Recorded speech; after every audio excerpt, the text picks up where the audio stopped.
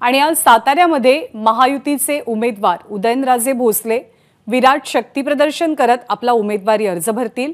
यावेळी राज्याचे मुख्यमंत्री एकनाथ शिंदे, उपमुख्यमंत्री देवेंद्र फडणवीस आणि अजित पवार हजर असतील।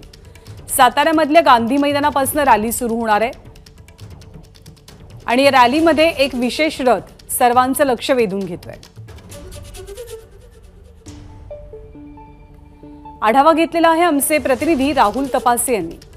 महायुतीचे उमेदवार उदयनराजे भोसले यांचा आज उमेदवारी अर्ज दाखल केला जाणार आहे आणि या मिरवणुकीमध्ये या रॅलीमध्ये जी काही सजावट आहे ती आणि या रॅलीचं स्वरूप मोठं दिसावं यासाठीचे प्रयत्न कार्यकर्त्यांकडून मोठ्या प्रमाणात केले जात असताना आता आपण पाहतोय ज्या ठिकाणी आता ही जी काही रॅलीतली जी काही रथ आहे तो रथ कशा पद्धतीने सजवण्यात आलेला आहे। आपण पाहतोय की फुलांच्या लड्या लावून हा संपूर्ण ट्रक सजवण्यात आलेला आहे।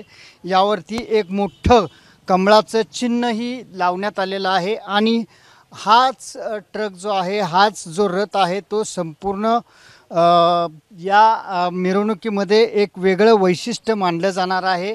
ही मिरवणूक अवघ्या काही वेळामध्ये साताऱ्यातील मुख्य गांधी मैदान या ठिकाणाहून सुरू होईल। त्यानंतर राजपथ मार्गे या ठिकाणाहून ती शेटे चौक आणि पवई नाका असा त्याचा मार्ग असेल। या रॅलीला विशेष म्हणजे राज्याचे मुख्यमंत्री एकनाथ शिंदे असतील, उपमुख्यमंत्री देवेंद्र फडणवीस असतील आणि उपमुख्यमंत्री अजितदादा पवार हेही या रॅलीमध्ये सहभागी होणार आहेत।